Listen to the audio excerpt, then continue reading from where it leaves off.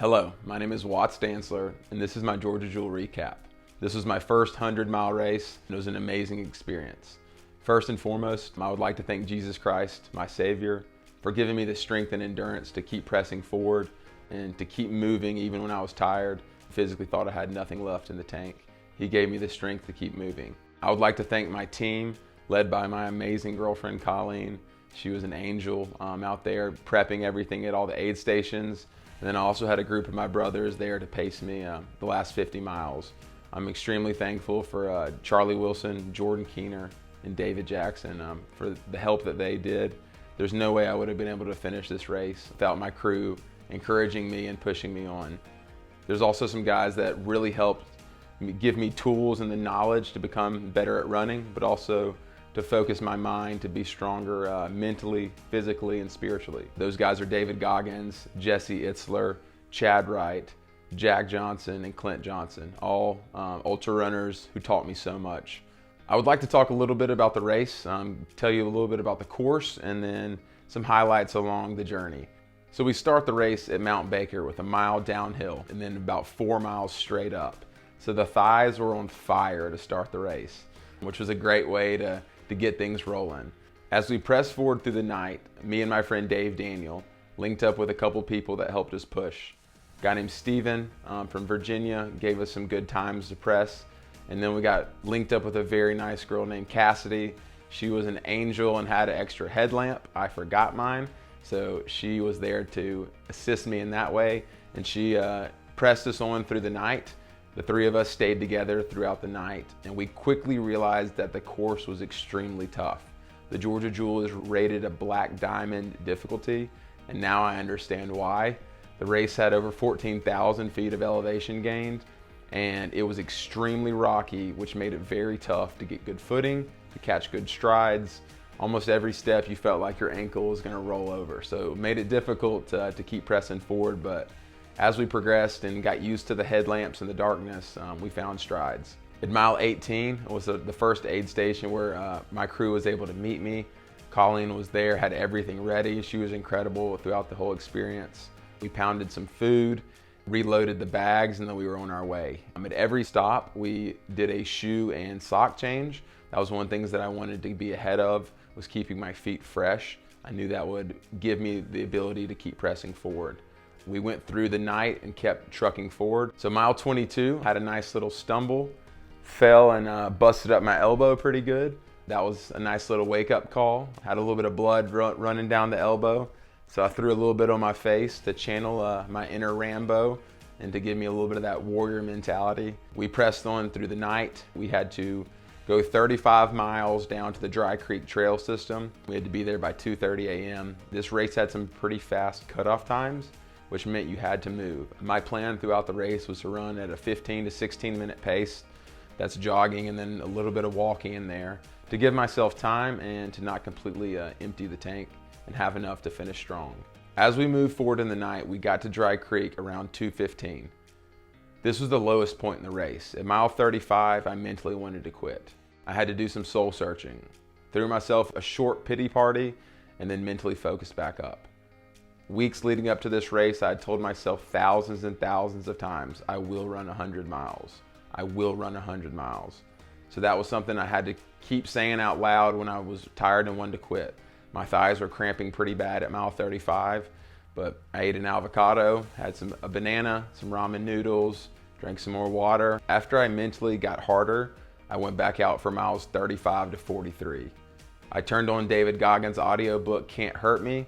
I played chapter 4, which he talks about taking souls. He's talking about his struggles that he faced during Navy SEALs Hell Week, and it was incredible strength and power that kept me going.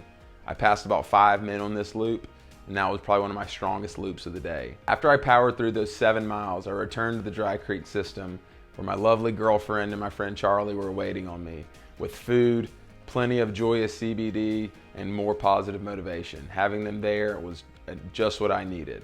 We loaded up the legs with CBD Icy Hot, did a little bit of tincture, took a couple soft gels, got my system feeling good. Mile 43 to 50 was a good push. This was my last push by myself, and I knew that if I could get through this, that my friends would bring me home the last 50. I told myself throughout the day that the first 50 miles are the toughest and the second 50 miles are much easier, because that's when I knew I would have my friends with me to give me some encouragement, to talk to me, and keep me going. Got back to the Dry Creek mile 50, changed shoes and socks again, loaded back up on some Joya, and then me and Charlie went to attack the day. Miles 50 to 57, Charlie did an amazing job. He crushed the pace. He and the rest of my pacers went on about a 30-second jog, and then we'd do a light recovery. So he would be in front of me counting to 30, and I knew I could make it 30 steps, and then I would get a little bit of walk and recovery. My thighs started to loosen up at this point thanks to the Joya, and we kept pressing forward. Once the sun came up, my strength started to rise, and I said, I can do this. We're gonna do this. We got back to the Dry Creek system, and it was David Jackson's turn to go. David powered hard up some tough hills, and we got some really good strides coming back down on the second loop. David brought out the Bluetooth speaker at mile 62. I had mentally saved listening to music until mile 60.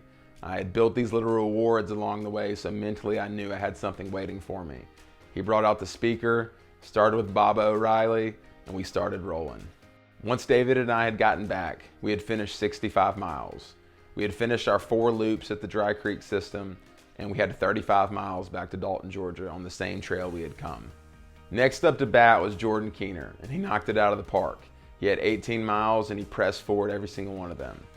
This is where we got our beautiful overlook view of Johns Mountain. Once we got to the rock garden, I was climbing down backwards. My thighs were burning so bad that it hurt to climb any steps downwards, so I had to walk backwards down these steps. Jordan pressed extremely hard. We got back to mile 82 to see Colleen and the rest of the crew for one last aid station before the final 18 miles home. Charlie was back up again to finish out a full marathon, and he was a pillar to my success, in my strength and my endurance to finish hard. Him and the rest of the pacers throughout the day were encouraging me the entire time. Every 30 seconds to a minute, they would ask me, Watts, how are you feeling? How are you doing? My only answers were positive. I would say great, fantastic, amazing, super, phenomenal, wonderful. Any adjective I could think of that was positive. Not one point in the 30 hours did I speak negativity once. I didn't talk about how much pain I was in. I didn't talk about how bad my feet hurt. No one in my crew was negative. Every single person was speaking positivity, and I truly believe that overpowered my mind and to keep pressing forward. The last 10 miles were absolutely brutal. Charlie was in front pushing on, and I was slowly trotting behind him. My legs were worn out. My toes felt like they were broken. My shoulders were hurting, and I started hallucinating pretty bad at this point. It had been over 30 hours jogging and walking straight. I look down at my pole and I see about a 2-foot scorpion, or so I thought it was a scorpion. And then I realized that I am hallucinating pretty bad and I need some sleep. But we still had 7 or 8 miles to go, so we pressed on. We knew that we wanted to crank out some miles to get under the 30-hour mark, but by using relentless forward motion and determination, we pressed on, one step after the other, and kept moving forward to finish the race strong. After 99 miles, we had 1 mile left. That included an absolutely treacherous climb up Mount Baker. This is one of the most difficult climbs I've ever done.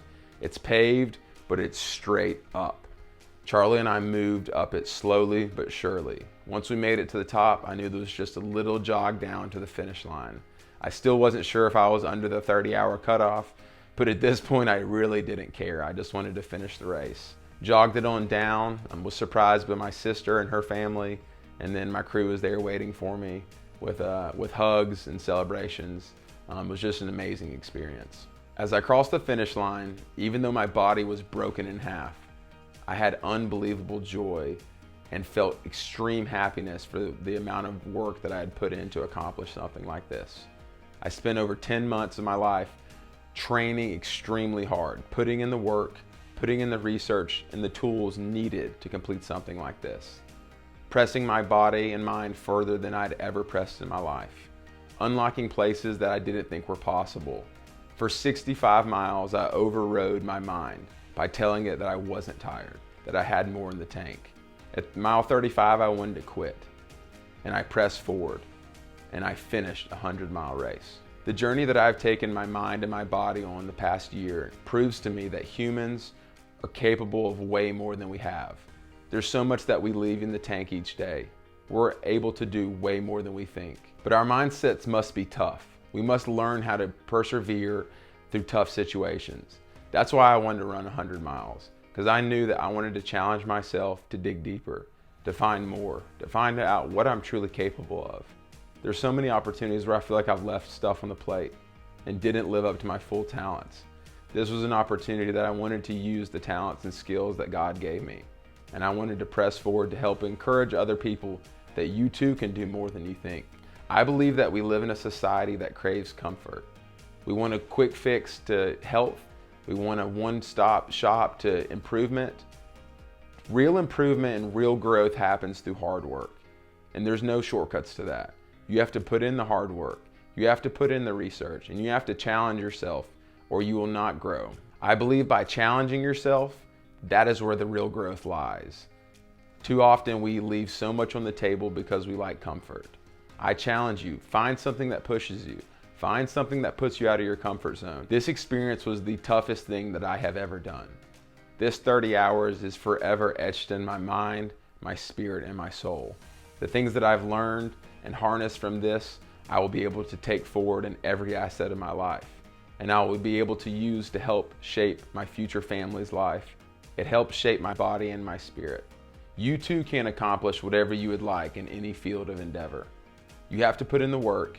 You have to be willing to learn and to progress forward. I'm extremely thankful for the opportunities that God has blessed me with. Each day I'm trying to strive forward, getting better and better. A year ago, I couldn't have ran 1 mile. I ran 100 miles this past weekend. If anyone is looking for any advice, whether that might be in running, healthy lifestyle habits, or to how to override your mindset and to use your brain to its full potential, I'm here to help. I'm so thankful for my team. Colleen, Charlie, Jordan, and David absolutely crushed it. I would not have finished without their help.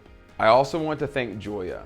By using their CBD products, it helped with my preparation for the race. It helped me have quick recovery after my longer runs, and it gave my muscles the endurance they needed to press forward throughout the 100 miles. I'm so thankful for all that God has blessed me with. I'm looking forward to continuing to grow, continuing to learn, and just see how far we can push it. I'm extremely thankful for all you for listening. I look forward to more adventures and sharing them with you. God bless.